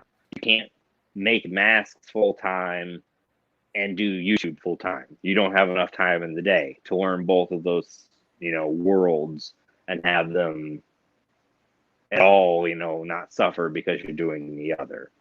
If you're going to do something, if you're going to do a lot of different things, give one thing like 50% of your overall time available. So you know, like, the most of what you're dedicating time to is going towards the thing that you're going to either try and make money with, or, you know, like, you know, just doing art in general. Not even if you want to make money with, but if you want to improve in art or improve in music, do whatever, you have to focus on that. I wasn't doing too well on my masks when I was working, you know, a full-time job. I didn't start getting better until I took the risk of scaling back my regular job, my retail job, to where now I'm not even in it at all. And you'll notice that your work starts to improve when you can actually just focus on that. But it's really difficult to find a positive balance for a lot of people. So, like, I recommend, like, if there's one thing you want to do out of all of the things, give that, you know, as much attention as you can. You're not going to be able to give everything an equal shot. You know, like, you're not, let me say, not everyone is Dwayne the Rock Johnson, where they can just do like every project, everything. Like we all are people. We have our limits, and there's absolutely no reason to overwork yourself for the internet. Fuck for the no. internet. It's You fucking kidding it's not me? worth it. Burning yourself out, like doing masks full time, videos full time, because you see a lot of people that get masks and do stuff, and the only reason they get a mask is to just make the YouTube video. And then if they're doing that, then instead of making another mask, you're taking that time to edit, you're taking that time to post, to comment, to share, and instead of making another mask, that's getting all your attention instead of your next piece.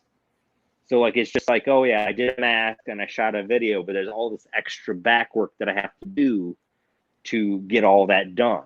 So I try and just move on to the next mask, because that's what will make them better quality, in my opinion. Yeah. If you want to if you do videos, great. There's some really fucking talented video editors out there, and it really shows when you can sit down and just fucking focus on it. You get really good at it. That's There's right. some people that I know that are getting really good. I'm surprised, James, you can handle all this fucking shit that you're doing. I don't know how you do it. You got your YouTube channel, with your job and masks. I'd be fucking buried in that shit. Wife, could you imagine? Yeah. Could you imagine adding 3 or 4 more different projects or universes onto this? It's hard. It's hard. Pre-production for a movie. It's dude. Yeah. Fucking nightmare. Dude, it's just a lack of sleep, really. My buddy Matt hit me up at 3 a.m. because it was 5 or 6 a.m. his time, and he's like, "What are you doing up still?" I was like, "Oh, dude, I have to be up a couple hours for work anyway, so it is what it is." Staying up. Yep. I didn't say if I went to sleep, but I was like, "Good night." But then I go to work, and then I come home, do this, and then after this, got to do masks. Well, actually, my daughter has to go to sleep soon for school. But then I do that thing, and then I come out here and I do this thing. And while this thing's doing this thing, I'm doing that thing. And I've found a nice medium where I can balance it, but it's not easy, and I don't recommend it for everyone. And some of you people out there who I know and see do this, you can tell the struggles. The benefit I think for you also is that I don't think you're coming into YouTube with the explanation of or the expectation that YouTube is going to be your biggest primary thing. Oh, you've grown your YouTube channel, and that's great, but it took you a long time to do that. You did it naturally.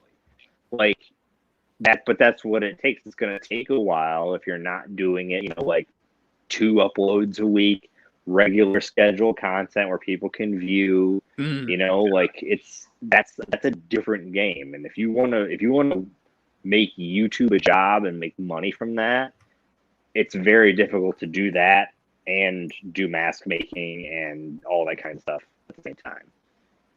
Yeah. There's only so much time in the day. Exactly. Right. I mean, dude, I making money on YouTube, it's not easy. I just got paid today actually for YouTube. And I was when I saw my bank account, it was very random, and I got paid, and I was like, holy shit, that's a nice little margin. Because dude, when last time Trevor and I were doing a video together, I was at 2,700 subscribers. Right now I'm at 7,200 subscribers. Damn. And so that just shot up real quick, but then it's kind of slowing down. It might slow down even more, but I didn't anticipate the growth so quick. It happens, but you got to make sure you manage that. Yeah, you're a man. I've always seen you primarily as a mask maker. You're gonna make other stuff, like I said, for YouTube, but it all comes back to your stuff, your product, your projects, your masks, all of that, and that's the best part of it. It all ties together, and then it makes people want to buy your stuff, and that's really what it's about.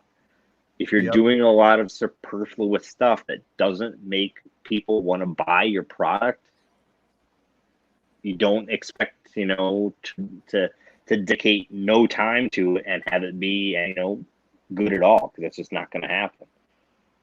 Yeah, YouTube has been a big piece of my business. Honestly, in comparison to Instagram and Facebook, YouTube has been that light for me. And I never thought YouTube would be it. I always thought social media like Instagram would be it. But no, YouTube has been the reason. It also helped when you had Sean Clark on your podcast. I get that. Yeah, I wish he was here right now. I want to say hi to him. But It's a reputable bump every once in a while, and Yeah. something like that happens. But we all can't have Sean Clark on our podcast. But, like whatever. So I don't even have a podcast, but whatever. Yeah, it's just jack of all trades, master of none. Always resonated with me since I was a kid. Like, don't expect to do a million different things and be great at all of them. If you do a couple of things, one thing, and you really dedicate your time to it, you can really fucking nail it. And holy shit! Look who's here, yo. Oh man, Mr. Sean Clark. Who? Yeah, who? Look, Who? dude, what's up, Sean? It's Sean.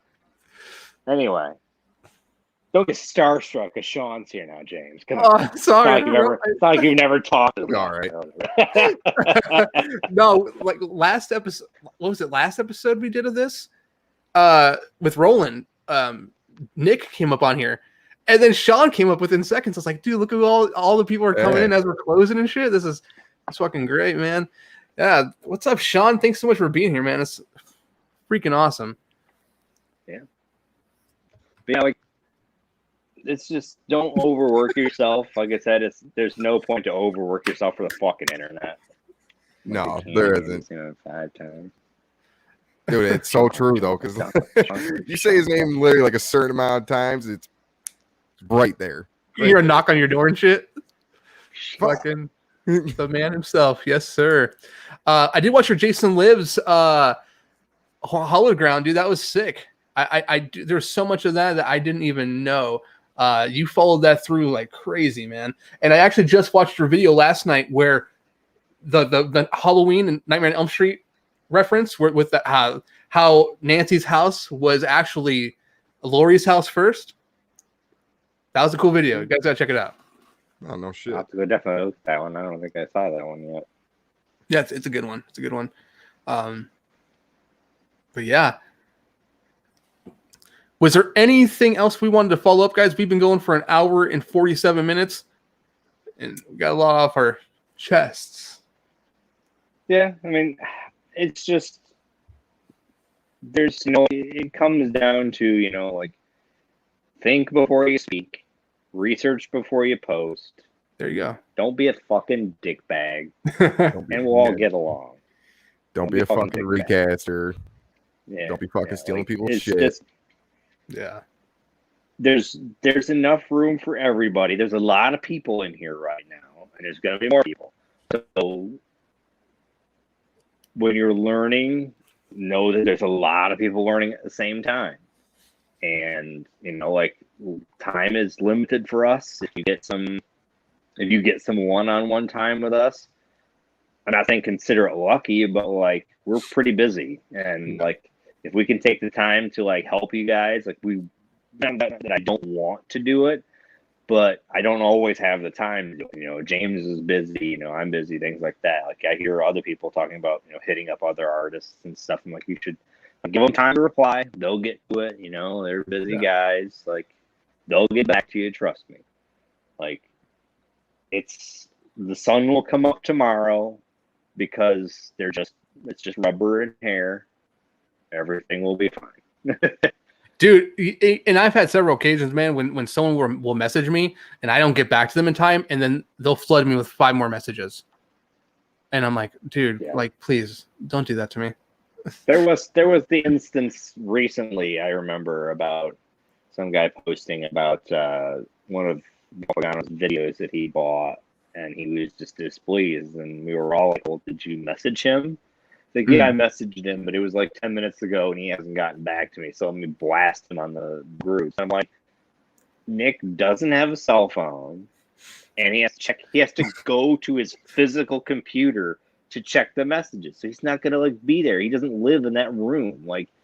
Like, you got to give him like a day, and he'll totally make the situation right. It's not like he's good. It's not like, of all people, and they're like, no, fuck you, you're out. You know, go for yourself. No, he's gonna like do the right thing and, you know, make the situation better. But like, you got to give him time to actually respond. Like, if he saw it and did nothing for a couple of days, maybe send another message. But it's no need to like attack on, you know, all the fucking forms of groups about it, you know, and then immediately get schooled for everything. I'm pretty shocked right now that you said Nick doesn't have a phone in 2021. From what I remember, like, his things, like, whenever he's like recording videos and stuff, he always mentions like, I don't have a cell phone and like that. This fool got a landline. I don't blame him. I fucking hate my cell phone. He fucking talks to Dick Warlock on a landline. How legend is that? Okay, like, I admire that. I fucking admire that. He grew up on that shit, like, man. Right? It's like, I kind of like respect, like, he's able to manage it and, you know, keep all that without needing, you know, a cell phone and stuff. Like, he may have one now, but for the longest time I knew he didn't. And I really don't fucking blame him. You know, he's not. We're all not, you know, immediately accessible, and don't expect us to be. You know, just because you have a question doesn't mean we're going to, you know, like immediately show up and go, yes sir, what was your question? No, like this. No. The rules of retail don't always necessarily apply here, where the customer is not always right. So don't assume you're always right. You're dealing with us as artists. You're not dealing with corporations. You're not dealing with that. We can tell you what we think. And if I upset someone, I'm sorry. But if you were upset and you were never going to buy a mask, then what do I lose? Nothing. You're never going to buy a mask anyway. So if I piss you off and block you, it doesn't matter. I would have never gotten your money in the first place. So, yeah, no, I there you go. I mean, I'm with you guys 100%. I feel very similar in certain aspects. I have nothing more for the show. I think we've gone through almost 2 hours worth of saying what you should do, what you should not do. It's all been a blast here. We've got a lot of great people to join us. You know, we've got Sino here. We got John over at Doomsday's Crypt. We Dark Light. We end up getting motherfucking Sean Clark up in here. Oh yeah, Candyman. There you go, Candyman. You know, Joshua Parker. He said AEW. We had Tommy Boy, who said, "What up, James? AEW, CM Punk, baby." Oh yeah. We had a lot of cool people like that. Sorry, my shit's all fucked up. We had motherfucking Ronnie McCollum. Let's talk about that. Let's talk about that real quick. So I saw that. Did you guys see that? You saw CM Punk come back? Like, that was I don't watch wrestling. That's pretty cool, right? Sorry. Yeah. I watched Rampage. Yeah. That shit was nice. Like, I was never really a big CM Punk fan in WWE. I feel like because they always like made him like present that straight edge, you know, like life, and that was like, Vince has got the gimmick and he's gonna ride that fucking gimmick into the ground. Like, you're straight edge. Tell everybody you're straight edge. Go out there and such show good shit. Exes, you know? You know, like, I just kind of feel like, I kind of hope, like, and I got the feeling that like Punk was gonna maybe be more of himself, and he wasn't gonna have so much of a strong identity, and that's what I really want from this. It was a really cool. Like, it was just good to hear like the fans like pop for that again, and I was like, man, it's kind of nice, like being a wrestling fan again for once. Yes. Oh, yeah. It was a good moment. It was I remember having some I got caught in my feelings a little bit watching it. I was like, 7 years, man. 7 years. Nah, I wasn't like that guy. You're the guy actually live, like they showed crying like in the stands, and I was like, damn, dude, that's hardcore. That dude's gonna fucking meet him. There was people fucking trolling that guy, and like I think Tony Khan like I got information about like who the guy was, and like sent him tickets. They're gonna meet like CM Punk like face to face and do a bunch of shit. That's cool, man. Tony Khan's like probably one of the best promoters in the game right now. I mean, this has nothing to do with masks. We're talking about wrestling, but we should have a wrestling podcast. Why the fuck not? Oh, dude. I'm fucking down. I love talking wrestling, especially the old school stuff back in the day, the Attitude Era. You know, WCW, WWF. Vince Russo. Vince fucking Russo. Bro. Bro, I gotta tell you about these masks, bro. These Michael Myers masks, bro. Back here, They fucking sound great, bro. Fucking Vince Russo. That guy's such a fucking dork. All right. Well, Anyway. this is gonna wrap up the video for us. But like I said, all you cool people are here. Joshua Parker once again at AEW, bro. AEW, CM Punk, fucking excited. Are we gonna get Bryan Danielson here coming soon? I don't know. Bray Wyatt, I don't know. But I'm dude. It's a cool time to be a wrestling fan. We just had Brock Lesnar come back on SummerSlam Saturday. Becky Lynch came back. Even though I thought her match was dog shit. She squashed Bianca Belair, who had been they've been riding the wave with her, and they squashed her. Fucking. Anyways, I'm marking out a little bit right now. Smart, they call it. But if this is the end, furious at you. What's that? Jim Cornette would be furious at you. You're just spilling all the backstage shit. I know, right? Jim Cornette. Dude, I was watching Jim Cornette actually. We're gonna close, but I want to say I was watching Jim Cornette the other night, and he was pretty stoked with the CM Punk return, and I was kind of surprised. That was kind of shocking that he had anything nice to say, but that's something. Corny's controversial. He does it for the sake of being controversial, but occasionally he's got some praise in there that's legitimate. Yeah, absolutely.